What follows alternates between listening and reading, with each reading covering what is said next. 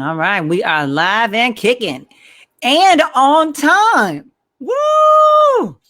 That is a feat for us. Proper preparation leads to you know the rest. Exactly. You know the rest.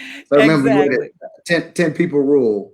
Waiting for the 10 people rule. And then we back up on here. All right. You got the counter. You let me know when we're at 10. Yeah. And then we'll make it happen, Captain. The comments right there. Okay. Hold on. So we're gonna go to this. This is great idle time to go ahead and do your sharing. I'm already on top of it, homie.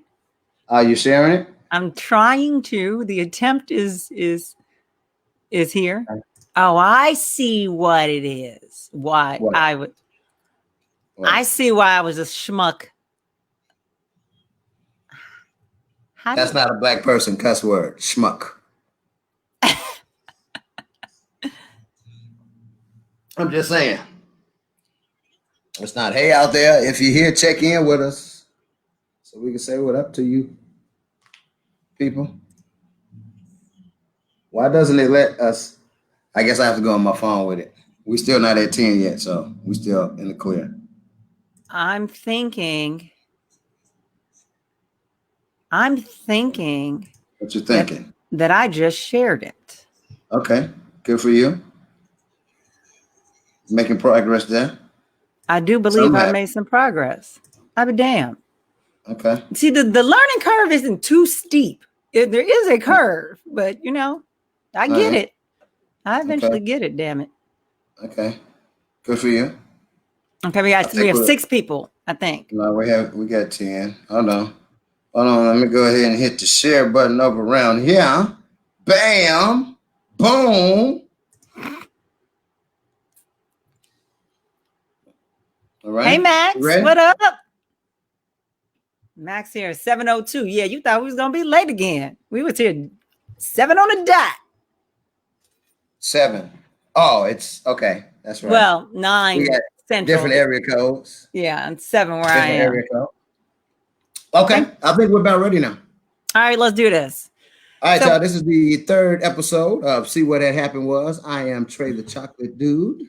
And I am Alex Dupree. Thanks for being here. Mwah.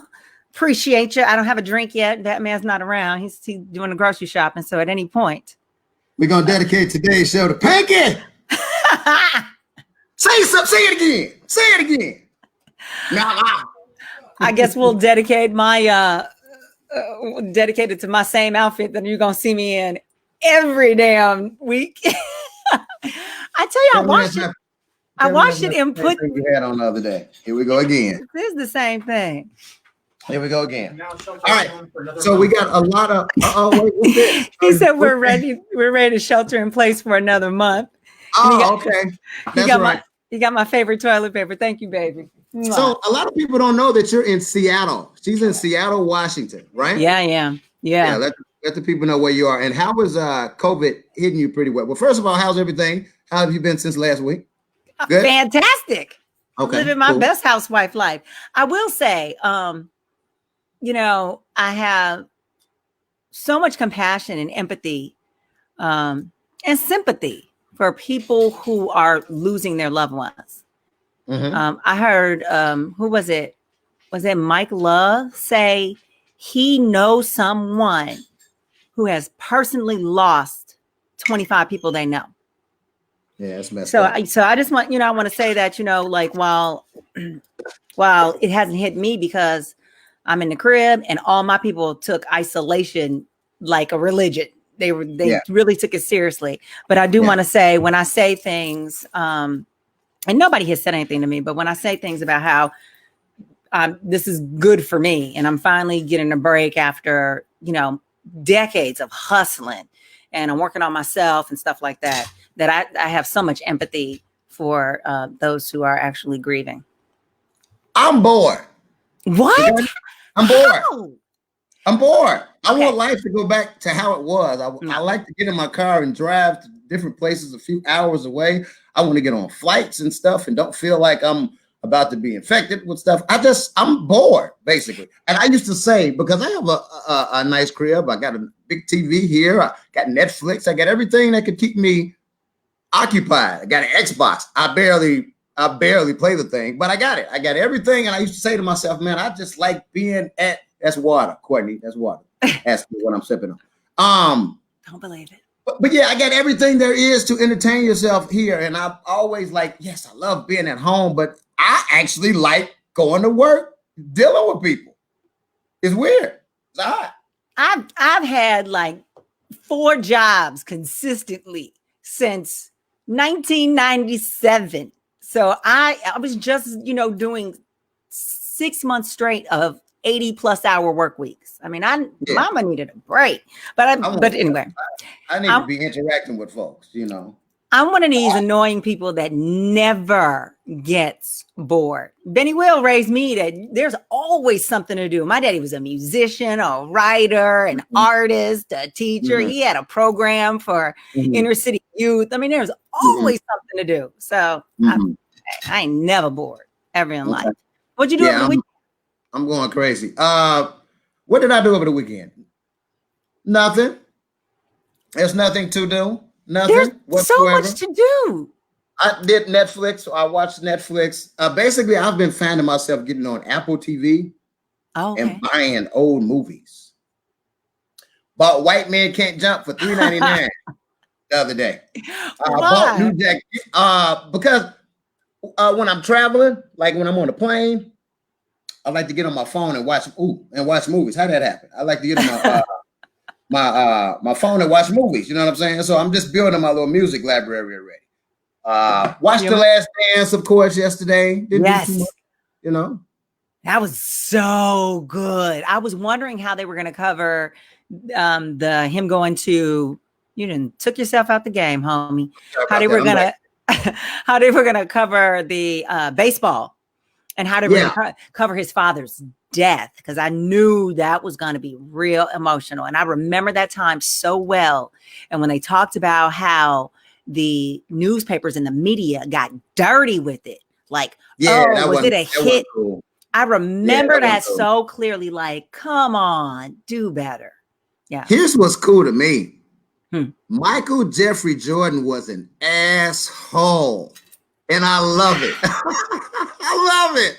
I absolutely love it.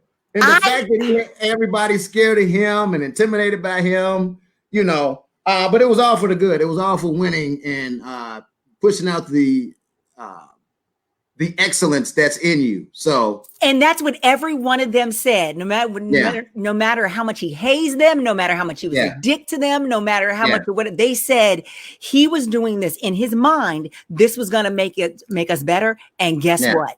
It made us better. Hall of Famers, yes. So, I mean, to this day, it still seemed like Steve Kerr had a little grudge against him, and what Will Perdue, like all the off-brand, like the players that never really got that much recognition as everybody. They're the ones bitter. BJ Armstrong sit up there upset with folks. And why does BJ still look the same but with gray hair? Yeah, like, he still does. got the baby face, but he still got gray hair. Like, what's going on with that? Looks like a child. Bill Cartwright looked 60 back when he played for us. Now he looks 30. Like, what are you doing now, Bill? I know he cut his facial hair off, but he's looking weird. And I never liked Bill Cartwright because I thought he was way too old to be on that team. I always think he always looked stiff.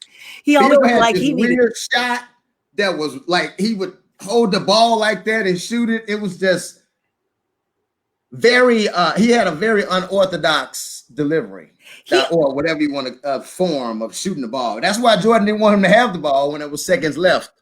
Don't give it to Bill. He always seemed slow to me and like he needed to rub his body down and Bengay, just like. And it always seemed like he had something right there in his throat. He always talk like this, because I'm Bill Cartwright, So that was pretty good. I can't wait to see the last, and I hate that it's over. Can't we get? Because I heard there were like hours and hours of stuff that they didn't even use, and they're still doing that, right?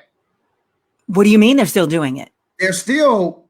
Last week, it was reported because I watch this sports show, The Herd, and Colin Cowherd, the host of the show, was talking about his conversation with the director of the Jordan, The Last Dance. They're still filming that. I don't think they're probably done now, But about a week and a half ago, he was saying that they were still going. That's why it goes from May 1998 back to June of 93 and goes back and forth. It has no like actual timeline that, you know, because they were still doing it. They were still putting it together. And when COVID hit, the executives were like, yo, how long is it going to take y'all to do this? How long is it going to take y'all? Yeah. So that's what happened. I will say they've done a great job. They have done it is compelling. You know how you can multitask, have this on, and maybe you cannot have this on and do anything else. Yeah, I fell asleep on the part about the Supersonics. So I just had to watch that part earlier today. I fell asleep on that part. Then I woke back up when the second episode started. Anyway. Okay. That's me.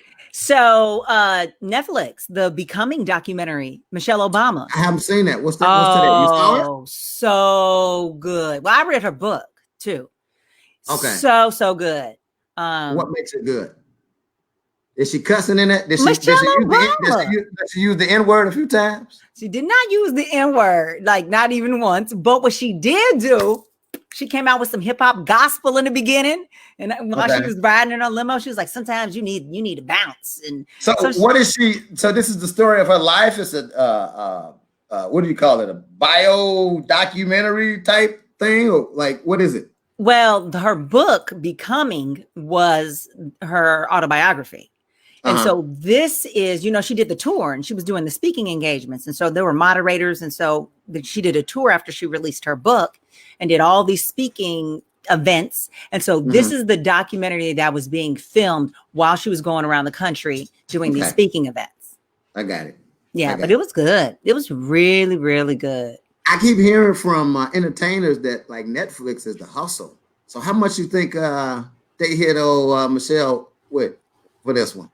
I mean, they're giving Dave Chappelle 15, 20 each a Netflix special. How much do you think she get? About 5 to 10, about 5, something like that. I can look that up because there's on record when they inked their deal. They both inked the deal with He's got one coming too, I think. Yeah, but they paid them a handsome sum of money. Oh, handsome sum. All right, so let's talk about what else went down on the weekend. The damn Grim Reaper was working overtime. The one that shocked me the most was Andre Harrell. That's the one that shocked me. Now, hearing about what the guy from Seinfeld, he was 90 something? He was 92. It was time to die. Yeah. And Little Richard was 87. We understand. He already to the end of the road. We get it. That upper room, I understand it. They live great lives. But the Andre Harrell situation was very shocking because he's one of those. He has one of those familiar faces, So you always see his face, and you say, "Oh man, I've seen him from somewhere before." Back in the day, he was in Crush Groove. I remember just seeing him. I saw him last year when I was at the BET Awards. I was in an Uber, and he was waiting on his cab or Uber, and I was like, "Man, I should get out and go chop it up with him real quick." But in retrospect, I should have. Why didn't you? I think I had somewhere to be. When you're in LA and when you go to those type of events, you always seeing people and it's like, oh, I should have, hey, how you doing? So sometimes it's just not the right time. And I think we was like driving and I had seen him. I think we were moving. It was one of those, oh, there's Andre Harrell type moments. And then, we just kept going. Very well known in the music industry, started a lot of people's careers from Puffy to that whole Uptown MCA, Mary J. with Heavy D and Jodeci, and so man, very sad news. And he most recently he was the vice president of Revolt. That's right. Yeah, I remember that.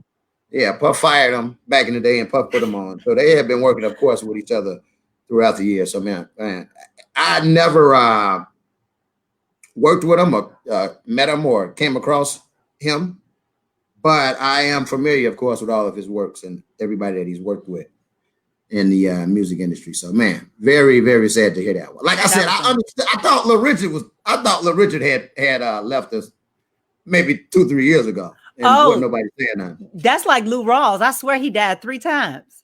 When they said Lou Rawls died, I said again. Yeah. So that's what was up with that. Betty Wright as well passed away. She was your mama's favorite singer. One of the songs that your mama would play while cleaning up. You know what I'm saying? Yeah. So shout out to Betty Wright. I was watching Lil Wayne talk about Betty Wright because he did one of the, not a behind the music, but it was something like that. And he was talking about, he remembered being a little kid in the backseat of the car and his mama was playing Tonight. Yeah. I want it. I ain't gonna give you my octave, you know. I ain't gonna go up there with it, but thank you very much. She had that Tonight is the Night record. Yeah. Did I just get brighter? Yeah, you're a little brighter. Yeah, you did. What are you doing? You playing with the light? Okay. No, I just plugged the cord in the computer. Now I'm like, so people can see that I do have some brownness to me going here. It ain't just all just as dark as it was looking. So. Oh, you got highlights. Okay. Erica Badu. Shouts out to Jeffrey. Yo, I'm sorry. Go ahead. Yeah. Hey, Jeffrey. Oh, Team Alexx. Mwah, love you. Roy, this dude survived a tiger straight eating the Six Freedom Roy. It was come on. It was only a matter of time for that though. Like, come on, you know one of them damn lions was gonna backfire like he did. Didn't he get chewed up a few years back? Maybe like 10 years ago. 15. What I'm saying, he lived like 15 more years after a whole tiger ate his throat out. That's what they want. Never learned his lesson. Yeah, never learned his lesson. Yeah, COVID's gonna be the thing to take you out. You survive a whole tiger. Wait, that's what it was. COVID. Yes. Oh, okay. I thought one of the tigers got at him and he just died. No, the tiger ate his ass about 15 years ago. And he kept playing with him. And he just kept playing with him. And they still have their tigers. He's still alive. So he survived that whole thing, but COVID's gonna be the thing that takes him out. Wait, he kept doing shows and stuff after that. The show kept going, right? He recovered. It took him a couple years, and then they did like a couple final shows, but then they retired. You know, they only did like one more year or something after that. Let me ask you something. Are there any black animal trainer people like that? We don't know. Not even in the universe. Oh, circus. Yeah, ain't too many brothers doing that. Ain't too many brothers. I don't think so. I mean, them lions. Yeah, like on that damn Tiger King, people was getting eaten, missing limbs, and they came right back. Came right back to work. I'm suing. I'm pretending like I'm hurt. I'm getting money. I am not going right back to work the next day. I don't love my job that much at all. And they were like, do you blame the tiger? No, not at all. We're fine these days. Like, what? He ate your whole arm off. You wouldn't stop. So look, Saturday, I was able to do some laundry because we have a laundry room. And I was able to check out Erica and Jill Scott. Did you check that out? Because you were telling me you didn't know what the Versus thing was at first. So I did get to see some of it. I thought the Versus thing was, I'm slow. I thought it was Versus people wanted to see. So it was like Facebook conversations and people saying, put this person against this person, put this person against that person. That's all I kept seeing. I didn't see the first Teddy Riley one. And so I didn't know it was real. I thought this was going to be a debate. I didn't know the real Jill was going to be there and the real Erica was going to be there looking like she a Star Wars character. So what happens is, and I her this twist started maybe shout out to Jill's twists, by the way. Those are beautiful. Yeah. So it started about, I want to say maybe 2 months ago with Timbaland and Swiss Beats. And what they were doing was they were on Instagram. They were playing their hits, going back and forth. Each of them were giving each other's props as they would play each other's hits. It would go back and forth and back and forth. I don't remember who else came after that. I think it was T-Pain and Lil Jon. Then they had started something, but I want to say somebody else went before that. I want to say, but I don't remember. So basically that's been the thing. You get these big stars, they play their hits on Instagram and you let hundreds of thousands see your stuff. And it makes for great radio because it's been, both of them have hits. You know what I'm saying? Jill Scott, Erica Badu. Of course, you see Erica had to be a little extra with her Bruce Lee in the background. Her Bruce Lee, and she looking like Raiders of the Lost Ark. I mean, I was just like, oh, baby girl. She had to do it. You know, she can't never be just regular. She always has to turn it up a little bit. You know, we accept her. We accept her as she is. Yeah. So Jill's beautiful. I was just and the positivity coming from these two women. I think that's the big story that came out of it. Like, of course, everybody was jamming. They were playing these songs, hit after hit after hit. But they were so supportive of each other. Yeah. Positive language. It's like, yeah. Black women love. Jill's a fan of Erica. Erica's a fan of Jill. A lot of stuff. Like, I didn't know that Jill wrote "You Got Me." Yeah. With the Roots. I didn't know that she wrote that. I had no idea about that. So go ahead. I'm sorry. So Jill started off doing spoken word and then writing for other people. But yeah, so she was the one singing that hook on "You Got Me." Because I remember when that came out. She wrote the hook for Erica. She wrote the hook for Erica. She wrote the hook for Erica. She wrote the hook for Erica. That's what I mean. Right. But yeah, Jill was writing behind the scenes way before she got her own album. Yeah. So if there was a competition between the two, because you saw it, then it wasn't really a competition. Who do you think has the best music of the two? I know we talked about it briefly the other day, but you think I'm gonna change my mind? I'm still with Jilly from Philly. Okay, all right, I'll give you that. I just think, her lyrical abilities and the fact that she came from spoken word, she really knows how to use her voice and use different tones, and she knows how to put a song together that doesn't even need to rhyme. None of these lyrics need to rhyme, but it's still just like, and she has this ability to tap in and explain real, genuine life. She's talking, what's this? You getting in the way? She's like, I'm about to take your tail, whoop you out in the street. She's talking about just making grits. $5.99 or something like that. Yeah, making grits, and skipping down the street, So what do you think Erica is on? Just to ask you, because it doesn't seem like you're trying to get Erica props. I do. I love Erica, and I give her many props. I think Erica is more spiritual, kind of like in her head. She makes these references like, what was it? Remember with $3 and $6. Yeah, like that stuff. Yeah, you may laugh. Yeah. She does stuff like that, which is brilliant. Let's not be on that level. You gotta be on that level, Yeah. Sometimes you just ain't on that level. And so if you're not on the level, you can't comprehend, Miss Dupree. I get her, but then you told me I gotta pick one. If I gotta pick one, I'm gonna pick Jilly from Philly all day long and twice at night. Yeah, Erica put on Tyrone, and then when Jill Scott threw on "Is It the Way?" Yeah, I was gonna take my panties off and throw them at somebody. You know what I'm talking about? Yeah, that was the joint. That was I was thoroughly entertained by that, and hopefully, they got Ludacris and Nelly going up against each other this weekend. There is no competition. No competition. None. Wait, my eyebrows is up here. Why you say that? Because Ludacris is gonna smack him to the ground. I am a huge Ludacris fan. I think it's even. And I think they do this because they know these artists are like 50-50. Like they're almost at the same level. Ludacris and Nelly.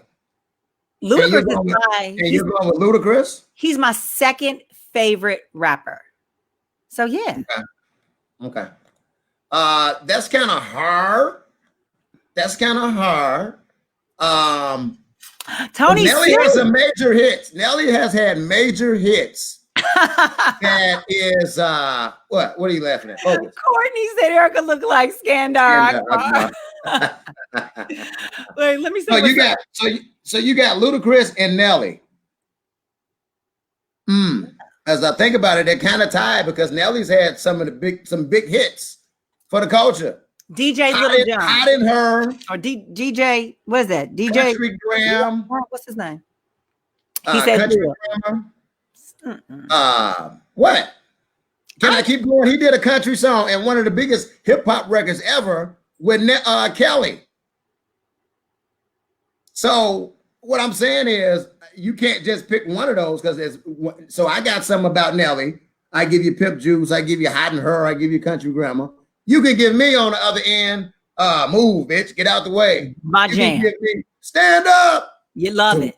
Stand up. Love it. Southern hospitality. You see how it's going back and forth? See how it's going back and forth? Blueberry yum yum. What you know about What you know about What's you know about blueberry yum yum? I knew I was gonna mess you up with that. Thank That's you. my jam.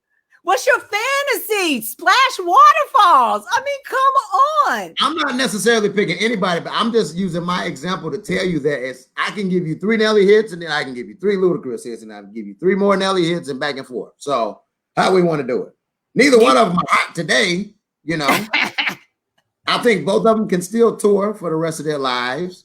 Nelly has a bigger audience, I think, but then again, Ludacris had movies, Fast and Furious. He was in Ludacris was in at least 5-6 movies or more. Yeah. So, and that opens your fan base. So what I'm saying is, Nelly's got a crossover appeal. Luda has one too. Luda has hits. Nelly has hits. I'm saying. That's what I'm saying. No competition. Luda all day long. I put some money on that one. All right. So let's see here. COVID. Oh my gosh. Did you see, homie? Georgia reopened and over 62,000. As a matter of fact, 62,446 people. What has the governor said about them reopening and the cases of COVID increasing? He said, let it be open. Let's just get back to business. And so people came from mainly Florida, but all the neighboring states, they came in so they could do all the stuff. And Florida was running rampant down there. Yeah. This is all bad. And so they're just waiting for all of the cases now to tick back up again because they reopened too soon. Some sick person that I know, I'm not going to repeat who this person is. Some sick person said that this is God's way of taking out all the old people. That's unfortunate that they said that. I'm like, why would you say anything? And I'm sorry for repeating it, but I was just thinking about, ignorance, and that just was caught up. So I really think, and I don't want to get political here, but it seems as if the Republican free COVID up there. Yes, Tony. It seems as if the Republican governors want to get back to work. And I'm not making it political, but it just seems like the governors of Georgia, Florida, definitely here in Texas. Hey, let's get back to work. I get it. I understand. Go back to work. Put your mask on. Use your hand sanitizer. Don't shake hands with anybody 6 feet away, but go to work. I'm going to need you to make some money. Let's make this economy booming again. So it seems as if money, as always, is much more important than people losing their lives over this, man. It's so stupid. Whatever. Let's just watch it. It's rolling through the White House right now. Yeah. The president's personal valet. You got the vice president's people got it. Fauci now is in quarantine. Wait, no. Oh, I'm about to say, don't tell me Dr. Fauci got it. He might. He's testing himself every day, but he just put himself in quarantine. Let me tell you something. If Dr. Fauci got it, it's over. Everybody just start calling your mama. I'm sorry, it's over. Thank you, mama, for living. I appreciate you. I will leave you my TV, my Jordans. Start saying that, because if Fauci got it, he's our leader. Let me tell you, it's what makes me mad about Fauci getting it is because the only reason he has it, because he was taking all the precautions, is because the White House people were not taking the precautions he was telling them to take. Pence wasn't wearing no mask. Trump wasn't wearing no mask. And they were encouraging their people, their staffs, to do the same, to not wear anything and not to do all this stuff. So now the guy is running rampant. And here's the thing, the president's getting tested every day. So is the vice president and all that. I believe with every fiber of my being that if they got it, we would never know. They would never be honest and say that they got it. But he probably wouldn't even be making any private appearances. You could tell if you haven't seen the president for a while if he has it or not. But he gonna be on Twitter tweeting and making up some excuse for it or whatever, and then his spokesperson, they be lying for a man. They be and he's lying. trying to pick on Obama because Obama finally said something about him and his performance in office. What, for 3 years? Finally said something about him. Finally said something about it. So our prayers going out to Dr. Fauci. Hopefully, I know Fauci don't gouchy. You know, I was trying to find something wrong with that. Yeah, nothing rhymes with Fauci. Okay, sorry. Okay, sorry about that. All right. Jill Scott can make it work though in a song. I'll tell you that. She don't need to rhyme. Erica can make you think about it and spiritualize it. Exactly. All right, that was fun. I want to shout out also. I want to shout out our former coworker, my homie Ozman. So over the weekend, he put up this post on Facebook, and I'm telling you, I was in there. The unpopular opinion post. I was so there just for the comments. Yeah. And I was so creeping on his page, and I was dying laughing. What was the first one he put up there? I think Oz put up. Shout out to Oz.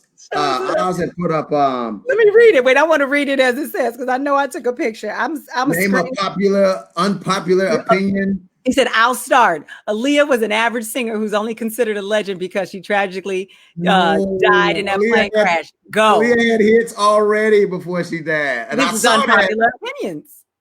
Yeah, but Aaliyah had hits. Aaliyah was already a superstar. I'm just saying this was some of the best comments ever. This was entertaining. This was like, for me, this was like watching The Last Dance. It was so good. Yeah. It was so good. Okay, so tell me about because over the weekend there was apparently a campaign for my man who was killed in Georgia by the father and son. Break down that for me because it was his birthday over the weekend, right? Ahmaud Arbery. So it was his birthday weekend, and it was, his birthday was Friday, and I really, really love what the running community did. I am a runner.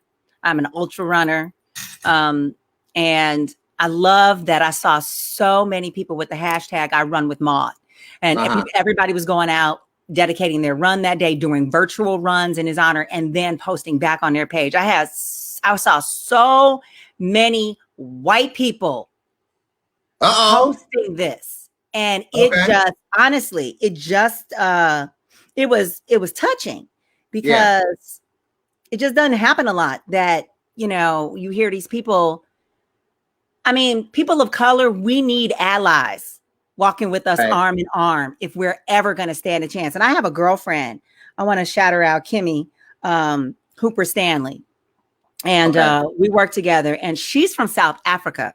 And I'm not going to read the whole chain. Her and I were going back and forth, but she posted it on my page. And she said, I thought when I left South Africa, the fight was over. It will take generations till it is over. Here in a country that put so much pressure on South Africa to end apartheid, they did not clean up their own backyard. Yeah. I was thinking that, and I think this from time to time, like, there's so many evil people in the world, that is filled with so much hate and so much terror toward people. Like, a man is just jogging, minding his business, and these guys are hunting him like he's a fucking deer out on the road. And here's what really gets me upset. The fact that we're now talking about this now, arrests have now been made. I know we covered this last week, but that would have been another situation where nobody would have done anything. And here we are, another black man being killed by some more white people that just think it's a sport to just up and just kill some black people. So I did read earlier that there was going to be a motion to make it a hate crime with the Department of Justice.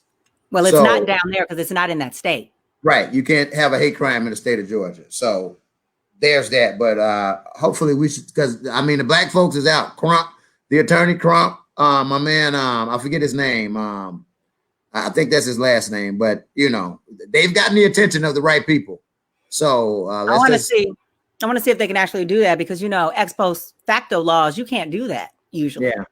Yeah. So we'll see.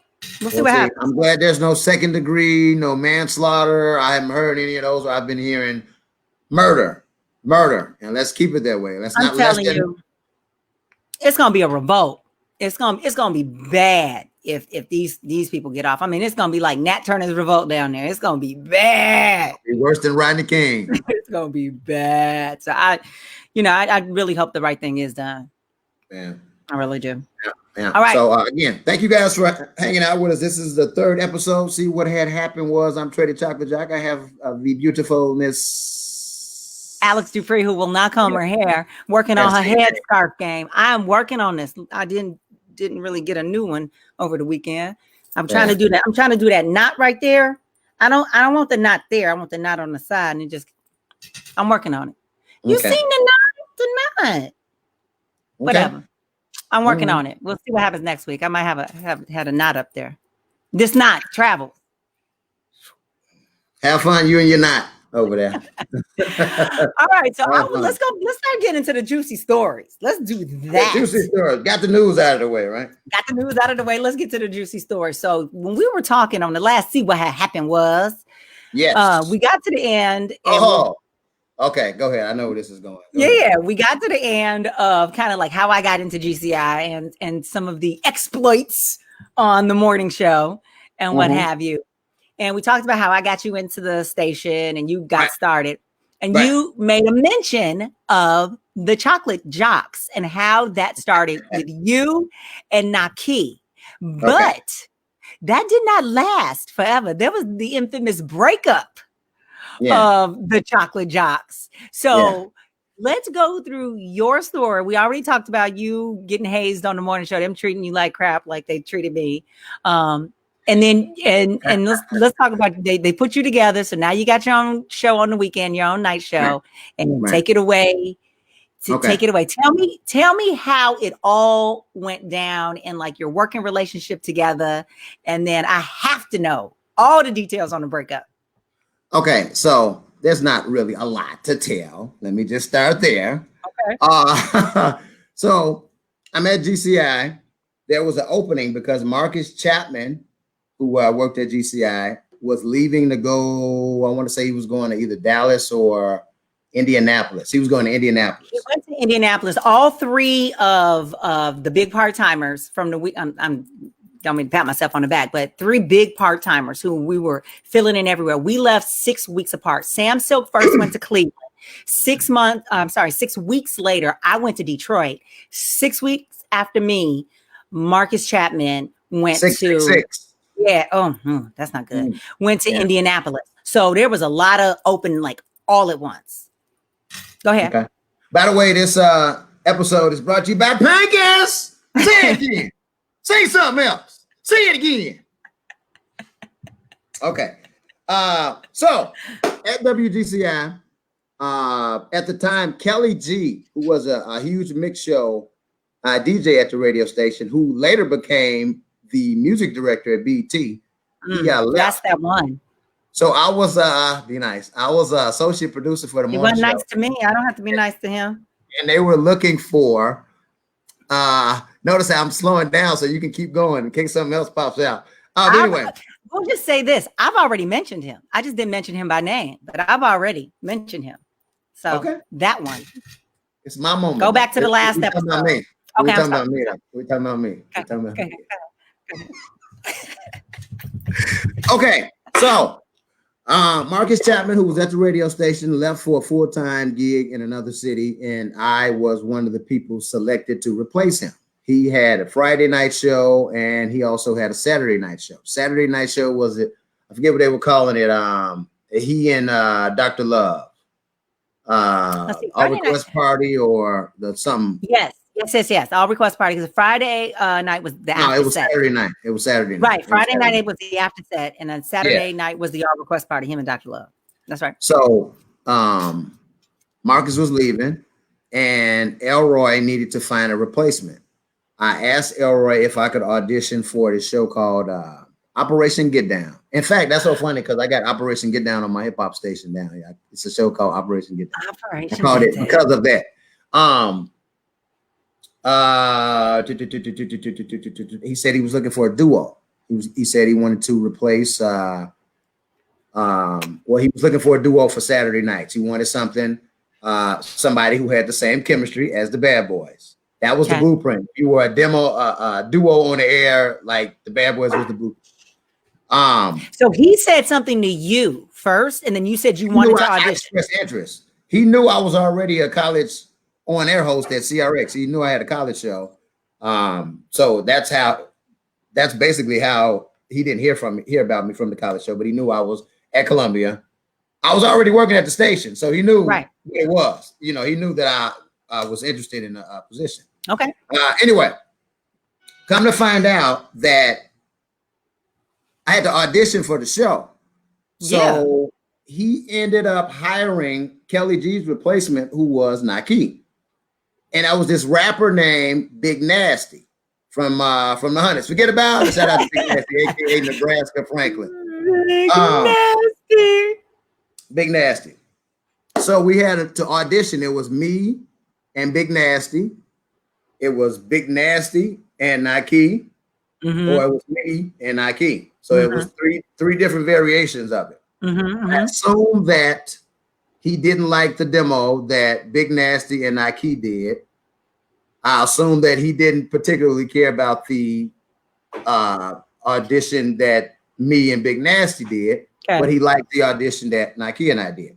So we got Saturday nights, 6 to 10 on WGCI, and I ended up making it my business to get a solo show overnight. Because I had never envisioned me being on the radio with somebody else. I had always envisioned me being on the air by myself. Exactly. So that's why I always got a solo show, just to, I don't know, this is me and then this is us. So that was always my thing of that. So how was it working with him? Starting off, like, because you never had worked with anybody. What were the challenges? Did it just flow naturally? Yes. We were two dudes from the west side of Chicago that worked at WGCI. We both took the Green Line downtown, got off at the same stop, walked over to 332 South Michigan. So we were the same. He was a little older. I was 18, 19 at the time. He was add 3-4 years to that. So he was I was 19. He was like 23, 24. So it was just a little older. How long did you do the show together? We did how many shows on GCI? We did maybe a year and a half, which was crazy. It didn't last long. We did like October of 99 to like March of 01. Okay. So a year seemed like a long time. But didn't you do shows solo after that? Like when y'all broke up, y'all didn't both get pulled off the air. He did. And you were solo for a little bit, right? Right. Yes. So we were together. We were on the air on the weekend. We got promoted to Sunday nights as well. So we were the show that took off the old school Sunday show that was on the station. We kicked off hip hop. And so we replaced Ramonski Love and Big Daddy Woo Woo or whatever. So we had Saturday and Sunday nights. So yeah, we were cool, but then it got to a point to where we figured out that both of our career choices are different. He wanted to use radio as hey Tony Ringo. He wanted to use what had happened was he wanted to use radio as a springboard to get into music, and he wanted us to be like the Neptunes or like a Babyface and the other one. Well, he was the producer and I was just the other dude, and I never really subscribed to that. But I'm like, there you go, Babyface and LA and Babyface. So he wanted to do something like that to where we were like radio type producers type people. Okay, I wasn't feeling it. I just wanted to be on the radio. And basically that's where we clashed. Like he wanted to do more of a music celebrity type of thing, and I'm like, yo, let's be on the radio. I just want to do that. Right. We were on the air, and then so let me just say we probably didn't see eye to eye on a few things, but when we got on the air, when we hit on, like it was crazy because we would be sidebar. You just missed my dog trying to hump his bed. I see the dog back there. I wasn't gonna say nothing because I was mid-sentence, but I do see the damn dog back there. I think because all I heard was Batman say stop, and I think he was trying to hump his bed. Oh, okay. Okay. Sorry. Now, Alexx, thank you. I've forgotten what I've said. Now you have to catch me back up. Oh, okay. So he wanted to do the music producer thing, and you were like, no, you wanted to just be on the radio. Okay. Got it. Take it. So we got a full-time gig at Power 92. That worked well. We did it for 2 years. Wait, how long did you do the show on GCI by yourself? While it was happening. While I was a duo, while I was a part of a duo, I was also doing a solo overnight show. Oh, yeah. I thought you still kept your same slot at some point when I thought they got rid of Naki and you were doing that same slot that you had with him as the Chocolate Jocks for a while. Solo. You didn't fuck my whole story up. I was trying to tell the story and you asking my questions that throws me off from the original reply that I had. And I had a whole story. It was already keep going. And then I'm interviewing you. I don't want to do no more. I don't even want to do no more. No, I'm just joking. I'm just joking. So we were on GCI like for maybe a year and a half or so. We went to Power 92. We were on at night. This was so long ago, almost 20 years ago. But I do remember it came time to make a decision. Thanks, babe. Thanks. We got a drink. Anyway, keep going. So we're on Power 92, and it was time for a decision to be made. So to my understanding, and I'm sure that he had his issues with me, and I had my issues with him or whatever. But there came time to make a decision whether we were going to continue or whether we we're going to break up. Okay. It was put in my head from Jay, my boss, Trey Alexx, program director of Trey Alexx, program director of, and he still is at Power 92. Power 92, but we knew him because he came from being assistant program director and music director over at GCI when we worked there and we were part-timers. That part. So, what was put in my head was that, okay, Trey, you have the decision whether to have a co-host or go solo. Now, it was put in my head, I'm not the decision maker. I'm not the person that signs the checks and hires and fires people. So ultimately, the boss has the decision. I mean, the decision to make, the last say so. Okay. But he made it like it was my decision. Now, this is a Bloody Mary, Courtney. That man makes the best Bloody Marys. Oh, okay. Shout out to Batman and Bloody Mary. Ooh, Bloody Mary? I don't do drinks that shit. Tomato juice and vodka. Pickle juice up in here. We got a pickle in here. Tomato juice and vodka. We got Worcestershire sauce, celery salt, and pepper, and Frank's. That's some white people shit right there. That's some white people shit. Batman is white. Hence. Touche. Miss your pussycat. Okay, so you kind of throwing me off from telling this entire story. I'm sorry. But you act like you got long story short. Keep it in there. Long story short is we were at the other station. A decision needed to be made because of the issues, small issues we were having. We were clashing. Like I said, we were on two different wavelengths. Decision had to be made. Like I said, it was put to me as if I was the one that was to make the decision. Although they had already made their mind up, they knew they were going to put the Hot Boys on from 10 to 2. They know they were going to take dude's salary and make that happen. They knew that, but they made it seem as if I was the one that made the decision. So when it was asked, what do you want to do? I'm like, I want to do my own thing. And it was as easy as that. But like I said, the decision was already made, but it was put to me as if, okay, well, Trey, it's up to you. What do you want to do? So what did they tell Naki? Did they tell Naki it was you who said, do you want to go solo? They distinctively said, I'm going to let Trey make the decision. I remember him saying that. He distinctively said, it's up to Trey. It's up to Trey. Because outside of the issues that he and I were having, there were other issues in other situations that I had no idea about from what I understood. So basically that's what happened. Huh? Is that bogus? Is what bogus? That he told him that. I mean, if you're going to find somebody, do you really care about how you putting shit? How you doing it? You know what I'm saying? I'm just saying, put it on you though. That's a little bogus. Oh, I don't know. Like I said, it was made as if I had the decision, but they knew that they were going to, create the Hot Boys and put them on at night. And so they knew what they were going to do. So basically that's what happened. He and I haven't spoke in like 17 years since it happened. Of course not, because Jay told him Trey don't want to do the show with you no more, and he wants to go solo. I wouldn't talk to your ass either.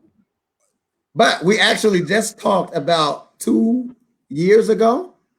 I played one of his artists on the record, on the radio, because he was a producer. But let me just say this. After that happened, it all worked out for both of us.